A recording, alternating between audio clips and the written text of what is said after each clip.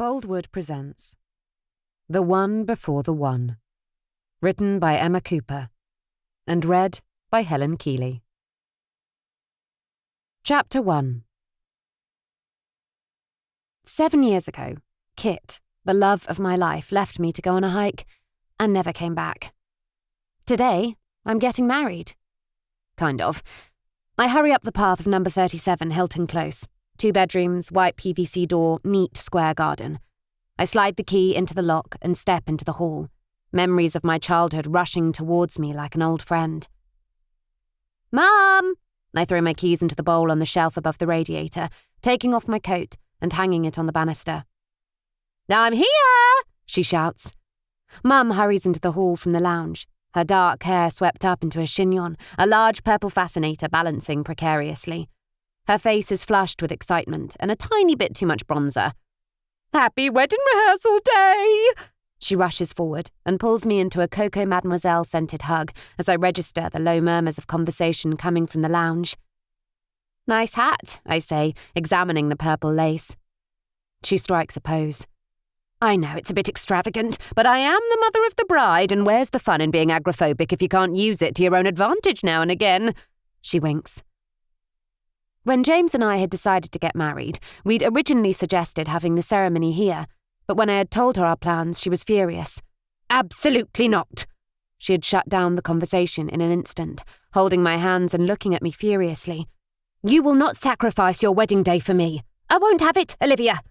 And besides, all those people, with their dirty feet, and men who don't wash their hands after they've been to the lav? I don't think so. Mum has always battered her way of life away with an, it is what it is. But it can't be easy for her to not go to her daughter's wedding.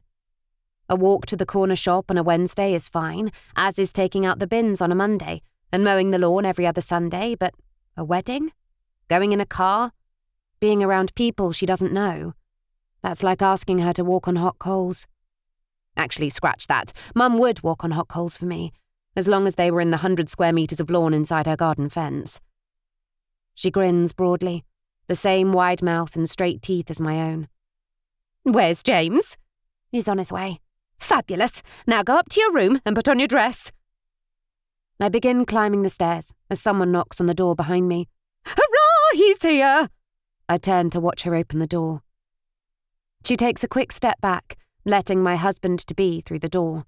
James, at last, in you come. She closes the door behind him swiftly, double-locking it. He's wearing a suit, a white rose in his lapel. I don't think I've ever seen him in a suit before, but he looks like he should be in an aftershave advert. All dark hair, brooding eyes, open-necked shirt, California sand in the background, a beach blonde beauty with tousled curls in his arms as he runs into the surf. Instead, he's inside an ex-council house, about to marry me, Liv Andrews. Medium height, medium build, dark hair prone to frizz at just a whiff of humidity, mouth a little too wide and a nose a little too long. Ivy, you look gorgeous, he says. She shushes him, but I can see she's pleased at the compliment. He makes his way towards me. Sorry I'm late, couldn't find anywhere to park, he says as he climbs the stairs, stopping 2 below me so we're face to face. He kisses me softly, his eyes on mine. Will you two stop smooching? There's plenty of time for that after. Olivia, go and put your dress on. The Reverend has a dentist appointment at 4. James, can you give me a hand in the kitchen? I can't get the little plastic bottoms to stick on the champagne flutes. I head up to my childhood bedroom, although it's unrecognisable from the room of my teenaged years. Back then, there wasn't the world of online shopping. Even getting a weekly shop meant relying on the Smiths from next door. But now, Mum has a whole new world that she can live in, a world where everything that was so hard to come by back then can promptly be delivered. Alexa is Mum's closest friend. Over the past 10 years, the whole house has been redecorated, whereas for most of my childhood and early teens, this room remained wood-chipped and pink. Now it's all whites, oatmeal and sage green, the thick white curtains swollen by the cool April breeze coming in through the open window. Another reminder of my childhood. Windows open as much as possible. It was like she wanted the world around us to come into the house, but only through the crack of a window that she could control. I closed the door behind me. I didn't have an unhappy childhood, Yes, during my formative years I didn't leave this house, but this house was safe, filled with fun and laughter and smiles. And outside, well, my 4-year-old self suspected that it was a bad place, filled with bad people and bad things. But inside this house, I was safe. I had everything I wanted. Mum would pretend that we would be going to the cinema, put chairs in the hallway, hold a saucepan as a steering wheel, make brum noises until we parked the car. We would make tickets to hand to the imaginary desk. We'd close the curtains, arrange the sofas so they were directly in front of the TV. We'd have Coke in plastic cups, a straw to drink from, and popcorn filled in cardboard candy-striped boxes that we'd coloured in ourselves. On sunny days, I could play in the garden. We would have water gun fights with empty bottles of washing-up liquid. I would wake up and she would be standing there with gardening gloves, seeds, or chalks and paint. On rainy days, we would splash in the puddles, make mud pies. It was only the days that were overcast, the kind of days that are grey and oppressive that were bad. The kind of day when my father had been hit by a car while fetching the newspaper, killing him instantly. I was 2 years old. But, you see, I didn't have an unhappy childhood. Entirely the opposite. I was loved. I was safe. I yank the window closed. Lying on my bed is my dress. This is the dress I have always wanted. An ivory vintage 1950s A-line tea dress. A neat belt cinches around the waist, and a delicate lace tulle creates the illusion of a sleeve that will sit just beneath my elbow. I finger the material, a smile rising. It's perfect. My phone buzzes in my jean pocket. Need any help? I'm drowning in small talk. I snort. It's his idea of hell. I can already guess the guests in the lounge. Mr. and Mrs. Smith, Reverend Vickers, I know, the irony, and Patsy from number 7. People she knew before Dad died. I may have problems with the buttons, I reply, adding a winky face. I sit on the bed, my heel kicking against something. I bend down and pull out an old cardboard box before lifting it onto the bed. Inside are my old school books from when I was at primary school. I smile as I open them. But there is a tug of memory, of not fitting in, of feeling like an outsider. It wasn't until I was 7, when the visits from social workers became more frequent, that Mum found the courage to let me go to school. At first, I didn't think that it was weird that Mrs. Smith would walk me to school with her children. I didn't think it was strange that my teachers would come to our house, bringing my books for parents' evening, when everyone else's parents came to the school. But soon I did. Soon I started to suspect that the way I had been brought up wasn't the same as my friends. They would talk about going on holiday with family and friends. They would talk about trips to the park. But how did you stay safe, I had wondered. How did you escape the bad guys? The monsters on the bus? How didn't you drown in the swimming pool? Why didn't your plane crash? Mum needed help, back then. She knows it now, I know it now, but then? Why would she seek out help? Our life was happy. We were happy, despite what teachers and social workers thought. That's Mum's biggest regret, that she didn't get the help she so clearly needed. As she tells it now, in her mind, she was doing everything right. She had to keep me safe, and for her that meant keeping me inside as much as she could. Until the day when I'd asked her why I wasn't allowed friends. Was I a bad girl? That was the switch for her. That was the moment where she realised that something had to change, that she had to let me go. So she did. She did everything she could from the confines of her home to make sure I had every chance at a normal life. And oh, how I hungered for it. But everything was so big, so bright, the sounds overwhelmed me, and I would find myself with my hands over my ears, arms wrapped around my body, red fear thrumming beneath my skin. It took me a few years to adjust, but with the support of the school, I started swimming lessons. I learnt to ride a bike. I had a friend whose house I would go to for dinner. It's no surprise that I became a teacher. The head teacher of my junior school, Mrs. Lee, changed my life. It's only when I look back as an adult that I can see just how much she did to help me and Mum. When I think back to those days, I wonder if with each fear I conquered, I became a little high on life, high on new experiences. They say that your school days are the best of your life, and for me, they were, despite feeling that I was different to everyone else, despite the fear that still stung beneath my skin. but the high I would feel when I overcame those fears was addictive. It continued through secondary school. The first try of a cigarette, the first time I kissed a boy, the first time I got drunk and was late home. With each first time, the heat beneath my skin would cool. But it still kept me close to home. When all of my friends moved to different cities for uni, I made a short 40-minute commute instead. 5 years later, with a first-class degree and a couple of years teacher training under my belt, I met Kit. It was August. 2 weeks of the lethargy only a good old British heatwave can provide had left me desperate for the relief of the River Wye, for the shelter beneath the thick trees surrounding it. I'd roped Ava into agreeing to a day at Waterways Adventure Park. It wasn't far from us, and I had plans: canoeing, kayaking, indoor rock climbing with glorious air conditioning, the whole shebang. When I began to live my life further from the clutches of Mum's condition, I had been so awestruck by the world outside my house. The clutches of small villages, churches, forests, thick, dense and rich, painted in so many greens it would be impossible to capture them all on one palette. I had spent my entire childhood with only one tiny corner of our neighbourhood, but the country surrounding our PVC windows was vast, vibrant, exciting. I still love it here. We'd rock climbed, zip-lined, and when the day was at its hottest, we kayaked along the river, the water deep and brown. It was humid. Thick clouds had gathered, and the rain that we'd been hoping for began to fall in fat, heavy droplets as thunder rolled behind the hills. The trees became heavy, moss-green leaves making them lean towards the water. It all happened so fast, and at the same time in slow motion. The flash of lightning, the overhanging branch that had cracked into the water in front of us, the panic as we tried to maneuver, the perfect arc of the revolution as I fell out, gradual but at the same time immediate. The impact, Ava's voice screaming my name, the smack of the water, the clunk against my head, the sense of weightlessness as the river tried to pull me under despite my life jacket. But then I heard a voice. It's okay. I've got you. He'd swum me back to the shore, and when I came to, he was leaning over me. A droplet of water fell from his hair and landed on my lips. Long eyelashes, a line of freckles like a check mark on his cheek. Hey there.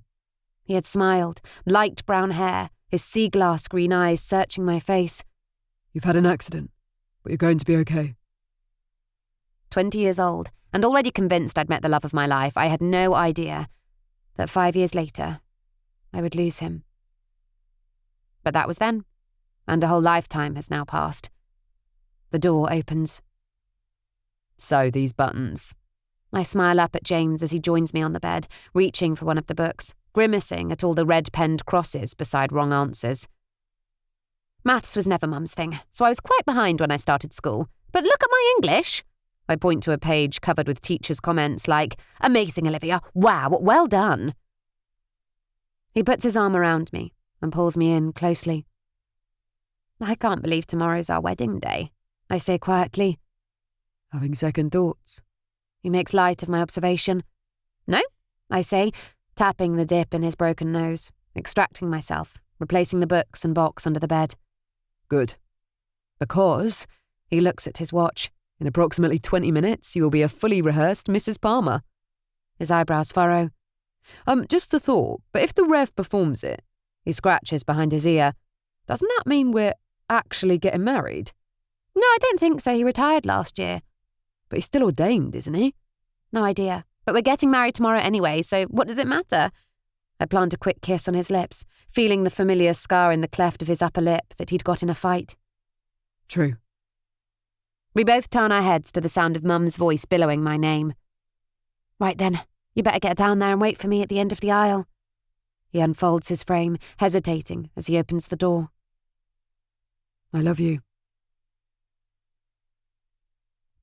My Olivia, Mum says, tears in her eyes as I descend the stairs. Have I told you today how beautiful you are? She asks, holding my hands at the foot of the stairs, repeating the words she said every day of my childhood. No, not today. I can almost hear my infantile voice, feel her arms around me as she would hitch me on her hip and cover me with kisses. I haven't, she would say with a gasp, and I would wiggle as she tickled me and told me I was the most beautiful girl in the whole wide world. Well, here I am, telling you, you're the most beautiful girl in the whole wide world, inside and out.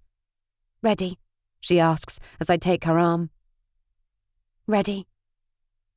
Mum walks me into the lounge, and we stand by the door as the wedding march begins, playing through her Echo Dot. Standing at the window is Reverend Vickers and my fiancé. She squeezes my hand, and I feel a rush of love for her. Lead on, Macduff. We walk slowly, and I keep my head down for fear of laughing. I know if I meet his eyes, I will lose it. This means so much to Mum, but I feel kind of ridiculous walking towards the bay window where behind it, an Asda delivery van driver is honking his horn and the Reverend is standing next to Mum's TV, where a scene from 4 Weddings is paused. She passes over my hand, and I dare to look up. I expect him to be looking awkward. But instead, there is love in his eyes. You look beautiful. You don't look so bad yourself. The Reverend jumps straight in, his voice so loud that we both jump, stifling the urge to laugh. We are gathered here today, he looks down his nose at the lounge, as if it's packed to the gills, to celebrate the special love between Olivia, or Liv, as she's known. He smiles at an imaginary crowd, and James Palmer. I meet James's eyes, as the rest of the words flow over me, and I am lost in the unspoken conversation passing between us. The beginning of our story. The day we first kissed. The day we decided to get married. The day Kit went missing. The days when Kit never came home. Our eyes didn't meet over a crowded room. We didn't have a meet-cute. Our love story began when we were looking for his brother. Here is where I tell you that I'm not ashamed of falling in love with my first love's brother. Really, I'm not. I don't feel the need to justify it, to make excuses. It is what it is. Our relationship grew from our love for Kit, true, but that doesn't diminish the feelings I have for him, or the feelings he has for me. It just didn't start the same way as most love stories. Losing Kit upended my life. But James stabilized it, steadied me, like finding a familiar foothold on the side of a cliff. The Reverend has almost finished talking about 2 souls becoming one, interrupted by the occasional sniffle from Mum. Do you, Olivia Andrews, take James Palmer to be your lawfully wedded husband? I do. And do you, James Palmer, take Olivia Andrews to be your lawfully wedded wife? He looks into my eyes. They are the opposite of Kit's in every way. Dark, intense, serious. James opens his mouth to speak. I do. He replies. Mum claps, and we all turn to her with smiles and laughter. With the power vested in me, I now pronounce you husband and wife. You make... Oh, well, rightio. James's mouth is on mine, powerful, strong, yet tender. And as I let myself sink into him, as I hear the claps and cheers around us, I wonder if I've just imagined it. If I just imagined the slight hesitation before he said, I do. Chapter 2. Shit, piss, bollocks! In the space of 5 minutes, I've stubbed my toe, broken the handle on my suitcase, and now this. You okay? James calls from the bathroom, where he is having the world's longest wee. You'd think we've been travelling for hours rather than the 20-minute drive from our house to the hotel. The door is wide open, a sign that we are way too comfortable in each other's presence. If I'm honest, I suppose there is still a part of me that thinks Mum will somehow find it in her to make it to the wedding. Living in Hereford and being so close to the Welsh border means we could have had our pick of castles, but we settled on this manor house close to home instead. It's beautiful in its own right and could easily be part of the set for the next Austen adaptation. I'm fine, I answer, rubbing my arm and flopping onto the hotel king-sized bed. Just smacked my funny bone. I examine the bone in question, where I'm sure I can see the beginnings of a purple bruise already expanding like ink on blotting paper. Great. That'll look gorgeous on the wedding photos. Why is it even called a funny bone? He flushes the loo and turns on the tap, meeting my reflection in the bathroom mirror. I point the elbow in his direction as he towels his hands and joins me on the bed. Because it's called the humerus. He smiles, kissing the end of my elbow and lying nose to nose. Better? He asks. Much. My finger runs along his top lip, tracing the small scar. He takes my hand in his, bringing it to his lips. Can you believe that this time tomorrow I will be Mrs. Palmer? I run my nose alongside his. I love kissing him, the way he tastes, the way our mouths fit, the rhythm of it.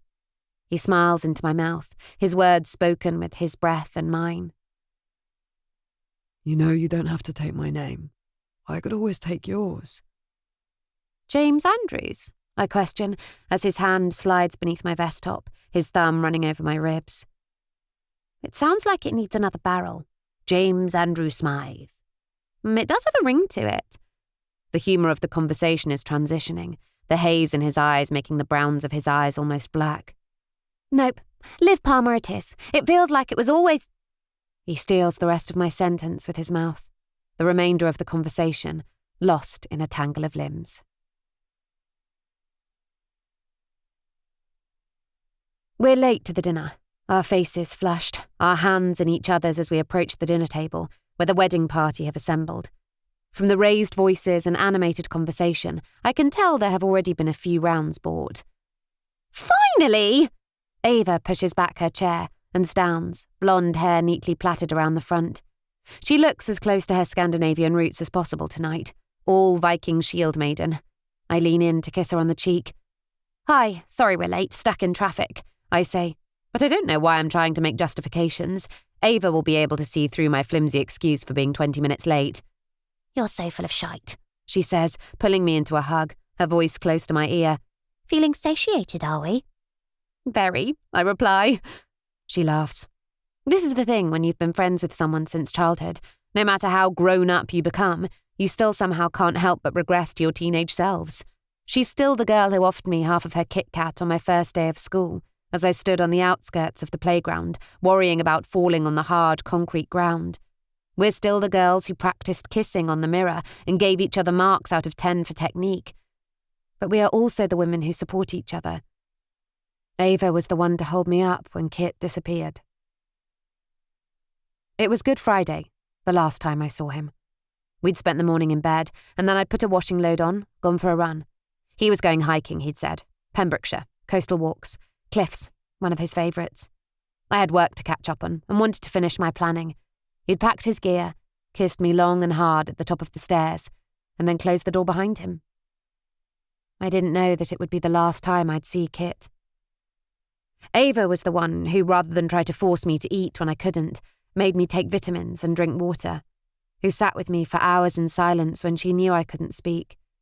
And she was the one who told me I was allowed to love 2 men, to fall in love with his brother. When everyone else was looking on in judgment of James, she was the one who defended him. When people whispered about how wrong it was for us to be together, Ava was there with a quick retort, volleying back opinions and telling them to mind their own sodding business. I'm so jealous, she says, looking over to James's friends. It's been an age since I got laid. Who's the Bridgerton Duke look-alike who keeps throwing me shag-me eyes? I follow her gaze. Simon, he's one of James's boxers. She takes a dainty sip of her Prosecco. Stay clear, he's a player and he has a girlfriend. Shame. She straightens the collar on my silk shirt before I'm pulled into more hugs from my other bridesmaids. My eyes trail James as he begins shaking hands, making his way around the room. Space always seems to part around him. He's the same height as Kit was, but broader, more solid, commanding. The air around Kit would skitter, bolt, magnify, pulling everyone into his orbit. There are times when I would fall back into the past, the edge of an elbow at the same angle to the table we'd once drunk coffee at, the back of a man's head with the same flick of brown curls around the collar, a row of trees similar to ones that we had climbed, drunk and high on each other. And I'd think, I found him. He must be here somewhere. Look, everything is still the same. And then I'd realise that that line of thinking was stupid, ridiculous, cruel. Because yes, everything was the same. But I wasn't. Because he was gone. I turn my attention to Libby, James and Kit's cousin, who is already flushed and is talking a few notches higher than the rest of the group. I was always grateful that she stayed in touch. She was one of the few family members who didn't turn her back on us. Her wife, Paige, is already heading back to the bar. "How are you feeling about the big day?" Libby asks, taking a huge sip of her glass of white. "Good." I catch James's eye across the room. He tilts his head, his eyes lingering on mine for a touch longer than needed. "Excited." "Do you wish you could go back and do it all again?" Libby asks. "Sorry?" I say, eyebrows furrowing. "I said I wish I could go back and do it all again." She smiles over at Paige. "It was the best day of my life." "Oh, right, yes, it was a beautiful day." Memories of Kit's hand on the bottom of my back, of catching the bouquet, his eyes glinting as he made the toast as Libby's best man. Had James been there? I have a vague memory of him arguing with his date. Nisha? Natalie? Tall, big hair, feisty. I recall seeing them arguing in the distance while Kit and I headed towards the marquee, a series of hand gestures and exasperation from James, a determined turn of the back as she stomped across the grass. He must have left not long after that, as he definitely didn't join me and Kit drunkenly dancing to Sex on Fire and Mr. Brightside. I feel the tug of a smile at a hazy image of me on Kit's shoulders as we arched our arms in YMCA poses. Later, we'd taken a canoe out onto the lake, Kit's suit jacket over my shoulders, his tie discarded, his top button undone, a bottle of brandy under his arm, a platter of leftover buffet food against my chest. We'd watched the June sun starting to rise before the beginnings of a 2-day hangover kicked us back to the hotel room. I blink as I watch James's attention being drawn away from me, handshakes and backslaps thrown in his direction as he works the room.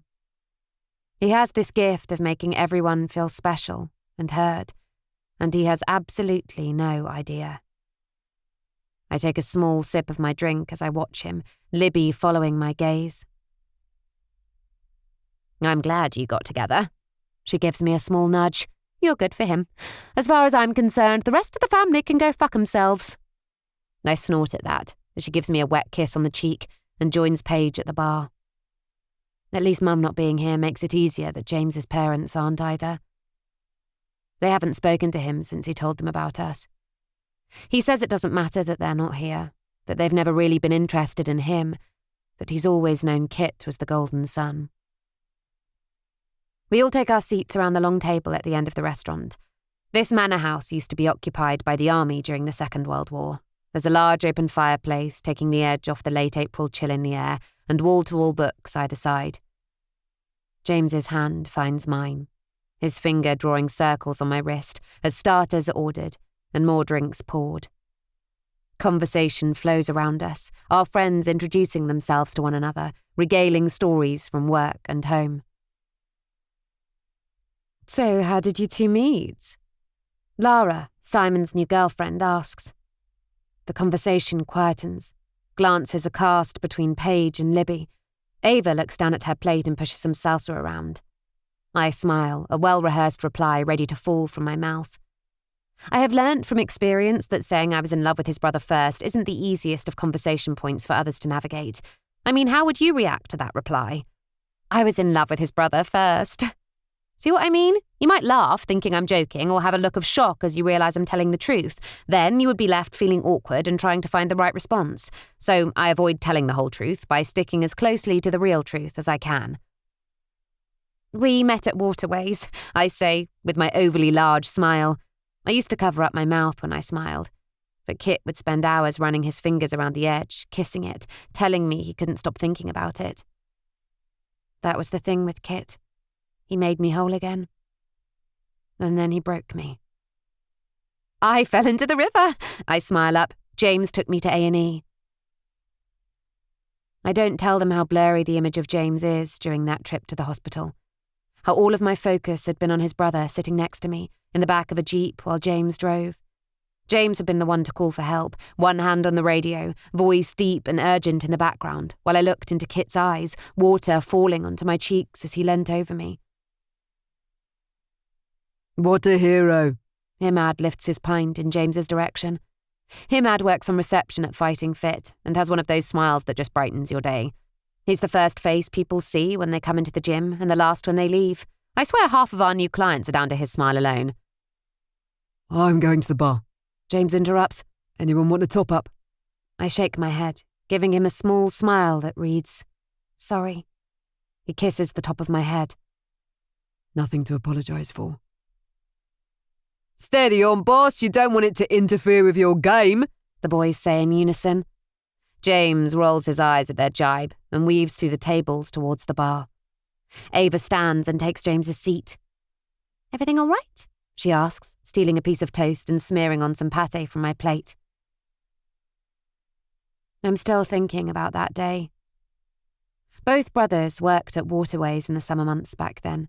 James for rent money to pay for his bedsit, Kit for fun and to get out from under his parents' feet. I used to help out in the summer holidays for a while until Kit's business took off and James switched to bar work in the evenings to free up his days for training at the boxing club. He started boxing after he was cautioned for fighting in a bar. An officer had suggested he channel his anger in a healthier way. James never told them that he'd been sticking up for Kit. The year I met them, he dropped the job at Waterways and started training in earnest. He was on track to win the middleweight national amateur championships the year we lost Kit. I try to encourage him to go back to it, but he always says he missed his window and is better at training others. It was like the fight in him disappeared, along with his brother. Yep, I give Ava a reassuring smile. I just hope everything goes smoothly, you know? I'm worried I'm going to fall flat on my face. It will. And so what if you do? You'll get up and carry on walking, won't you? She crunches on my toast, eyes searching mine. All you have to do is walk into a room, say I do, get pissed, dance and then shag your husband senseless. Easy. I laugh, leaning against her with my shoulder. This was one of the tactics she would use when I couldn't get out of bed, when I would wake up with that flame of fear in my chest. It would be there every morning after he disappeared. I would hold my breath some mornings because I knew that the minute I exhaled, the minute I allowed myself to add oxygen to my thoughts, to my fears, to the day looming ahead, that flickering flame would ignite. And for the rest of the day, it would feel like my insides were on fire. But then Ava would be there. All you have to do is push off the covers, put your feet on the floor and walk into the lounge. Then you turn on the TV, lift a cup of tea to your mouth and drink. Easy! And that's what you do, isn't it? When you've lost someone. You learn to ignore the fire burning your insides. You learn to control the flames. You walk, you eat, you drink. You put the bins out. You go to work. You search for clues. You replay conversations. You call his brother. He comes over. We travelled again and again to the cliffs, the caves, the hills, the places he disappeared. We ignored the fact that his car was still in the car park, that his backpack had been found a few days later further down the coast. Instead, we stayed up all night searching newspapers for signs of a missing person, a climber with head injuries. When spring gave way to summer and stepping out of the house became harder for me, we drank cold beer in the garden, we ate cold pizza, we kept our phones on us at all times. When the void over the front door threatened to swallow me, James would take my hand so I could step over it. He would drive us when I couldn't find the strength to sit behind a wheel.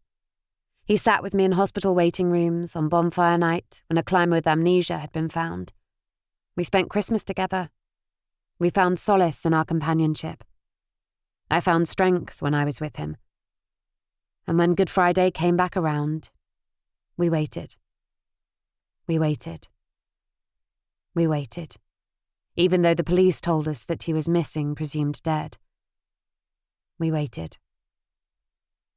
Then, after 3 years had passed, we fell in love. And you know, Ava continues, there are worse things that could go wrong. You could do a Ross from Friends and say the wrong name. She shrugs her shoulders. Our friendship allows her to say the things that most wouldn't. Too much.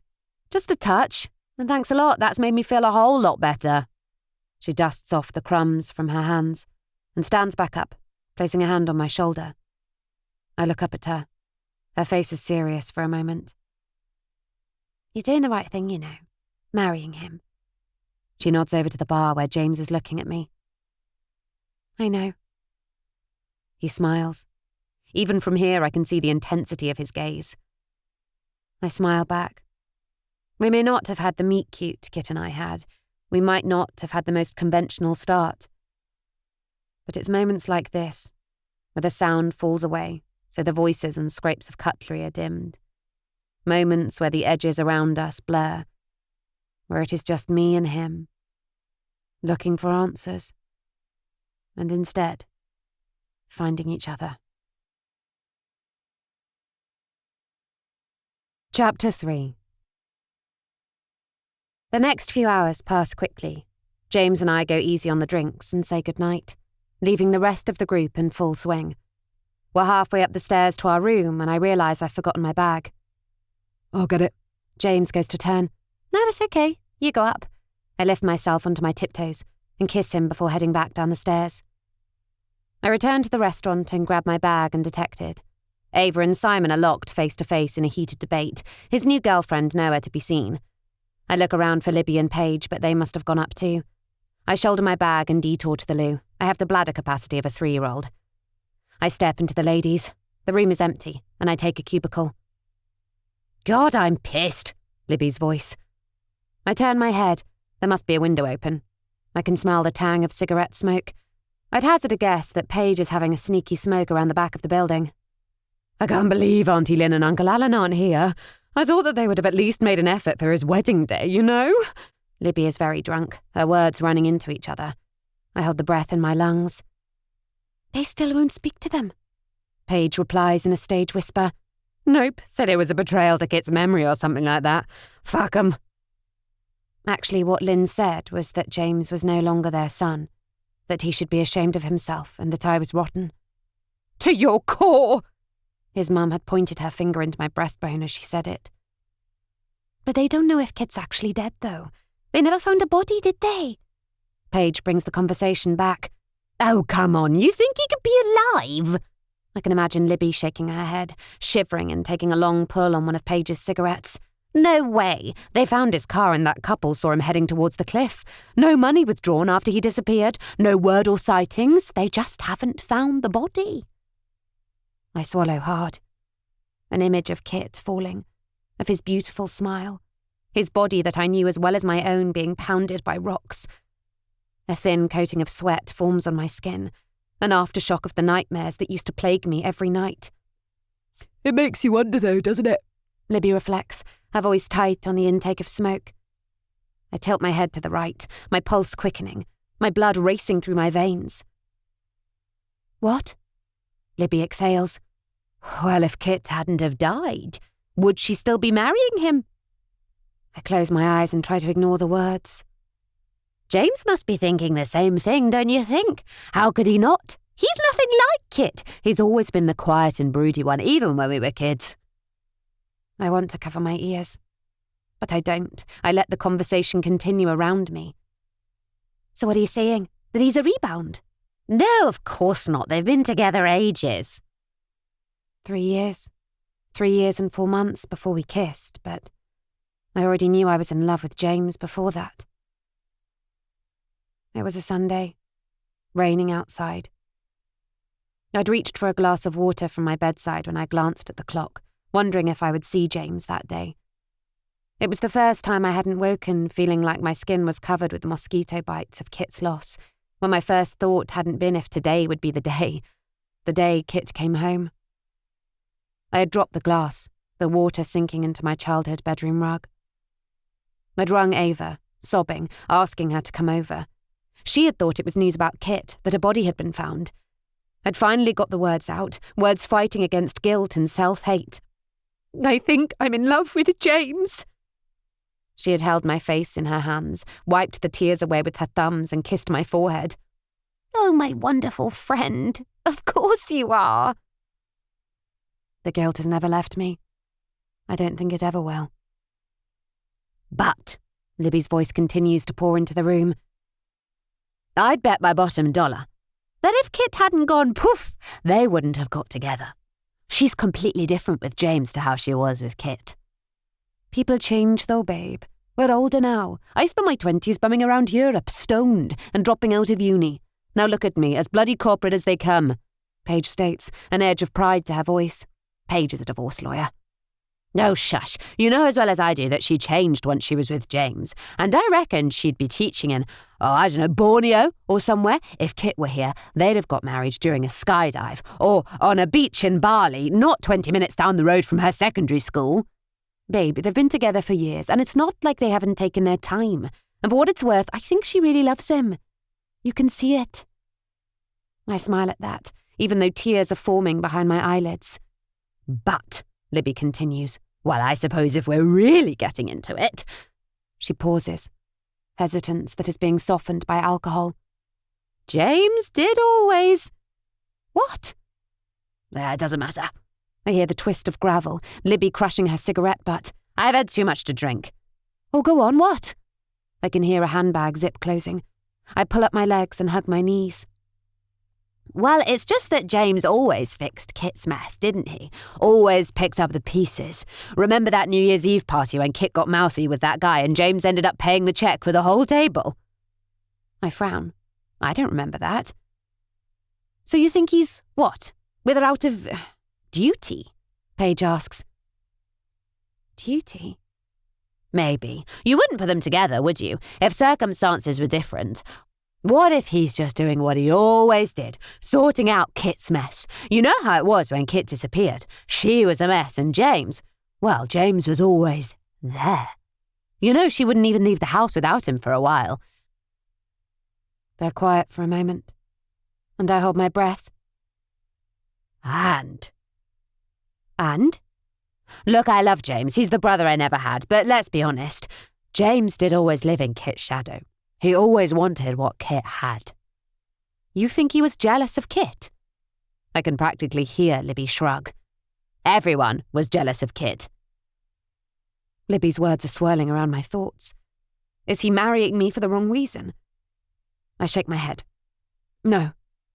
Oh, Christ, I shouldn't have had Sambuca. Ignore me, I'm talking bollocks. You okay? You've gone a bit green. Let's get you back inside. Their voices are quietening, the crunch of gravel extinguishing their words. I return to our room, Libby's words echoing through my mind. James is in the shower. I unbutton my shirt, letting it fall to the floor. Step out of my trousers, discard my underwear as I walk towards the bathroom and step into the shower. I wrap my hand around his waist and kiss his back, my other hand sliding along the black tattoo that runs from his back to his ribcage, a phoenix rising from the flames. He turns, combs his dark hair back with his fingers. I look up at him, steam surrounding us. "Tell me you love me," I say. He stares into my eyes, dark eyebrows above dark eyelashes, water falling from them. His gaze intense, unwavering, passionate. "I love you."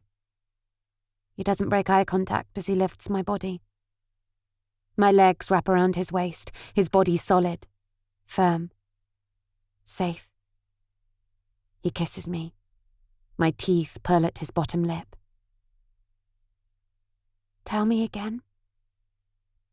His eyes search mine. "I love you." He adjusts his body until he's inside me. I pull the back of his hair, my legs tightening around him. Again. "I love you." And as I begin to lose myself in his touch, in the strength of him, I let the water wash away the words. Rebound, guilt, jealousy, duty. Chapter 4. The door closes and I wake with a start, reaching over for James. But the bed is cool, and on his pillow is a note. "Gone for a run. Back in an hour. I love you. Kiss." We never leave each other without letting the other know where we're going. It wasn't something that we discussed, but we both recognized the need for clarity, for an expected return. I groan. How can he have gone for a run already? I reach for my phone. 7:13, Tuesday the 4th of April. Our wedding day.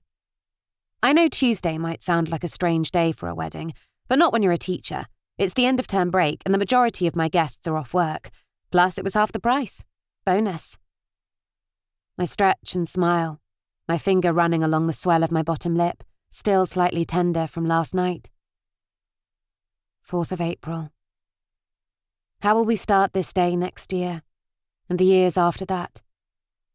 I close my eyes and imagine them, time skipping forwards, breakfast in bed, themed gifts, paper, cotton, and whatever the third wedding anniversary theme is.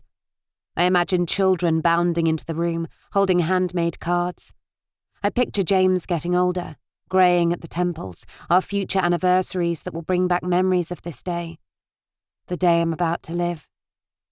We'd better make it count. I get up, pull on his green sweatshirt, burying my nose into the shoulder.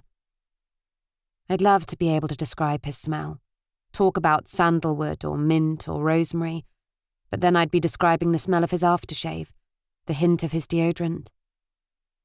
This smell is all him, and smells like home. Not our place, a 2-bedroomed semi in need of some repair, but of just him. I turn the kettle on, a tea bag already waiting in the cup. I smile. It's in these little details, isn't it? These details that let us know we're loved. It's not red roses and surprise tickets, jewellery and blue boxes or poetry. It's in the simple things that show me I'm on his mind. I make the tea, warming my hands on the white mug, and pull back the curtain. The manor house looks out over fields, a patchwork of countryside. The watery sun is beating back the mist, while the haze lingers like the smell of an old lover. I half imagine Mr. Darcy emerging through the haze, white shirt open and wearing a sultry expression. I try to scan for signs of James, of his grey hoodie, head down, dark hair falling into his eyes, earpods in, sweat forming around the rim of his neck, along his spine, his steady, determined run. But the mist is obscuring the ribbon of road, the morning exhaling its last breath, like a final drag on the first cigarette of the day. I drink my tea, scroll through my phone until I start pacing. He's been gone for over an hour. I try his number, but it just rings out. I send him a message. Hey, getting a bit worried. You okay? I bite my nails, looking back across the landscape. There is a man in the distance crossing the road. I feel that familiar jolt of recognition, that falling into the past feeling that I had so many times in the aftermath of Kit's death. A similar gait, the set of shoulders. Kit. I blink. The man has gone. The mist is just starting to lift. But there is no sign of James. I feel the familiar panic starting to rise. I lie down on the bed, close my eyes, forcing my breathing to settle, to feel present, to feel in control. My phone buzzes, and I scramble up the bed, swiping the screen. Sorry, got lost. Back soon. Kiss. I let out a long plume of air, lie back and clutch my phone to my chest. See? Nothing to worry about, I try to tell myself. But that's the thing with anxiety. No matter how much you tell it there is nothing to worry about, it doesn't stop the symptoms. It doesn't automatically relax your stomach muscles. It doesn't stop your heart from racing around your body. There's a knock on the door, and I hurry to open it, expecting James, but Ava is standing there, hair in rollers, a matriarchal expression on her face. What are you doing? She looks me up and down, a hand on her hip. Have you even had a shower? Not yet. James is on his way back after his run, and then we're going to get breakfast. What? She asks, her eyes widening. You've stayed in the same room? Well, yes, what did you think was going to happen? I thought that he was going to sleep in Himad's room. Why would he do that? Because it's in the timetable! What timetable? The one I sent you both weeks ago. She gives an anxious glance towards the stairs, as though a James-shaped bomb is about to go off. Never mind, She pinches the bridge of her nose. It's a good job I'm here. Please tell me you haven't seen him yet. She peers over my shoulder, as if to check he's not hiding behind me. Well, no, I was asleep before he left for his run. She scratches a piece of scalp between her rollers. Good. I'm maid of honour, and as such it is my duty to make sure that you do not see the groom before you get married. I don't remember agreeing to that. I don't believe in bad— Shh! Ava screeches. Have you not heard of jinxing things? Jesus, you're practically inviting Murphy and his law into the hotel. I raise my eyebrows at her and shake my head. I'm about to refuse, but she is pleading with me. Could it be that she actually believes that it will be bad luck? That if we split up, she will somehow be responsible? I think about Ava and her horoscope reading, her crystals and tarot cards. It's not such a broad stretch to think that she really does think it'll be the kiss of death to our relationship if we spend the morning together. Fine, I say, resolved. Can I at least grab my things? No, you may not. She takes my hand and pulls me over the threshold. Here's the key. I'll grab your things and you are to go straight to my room. No detouring. Do not pass go. Do not collect £200.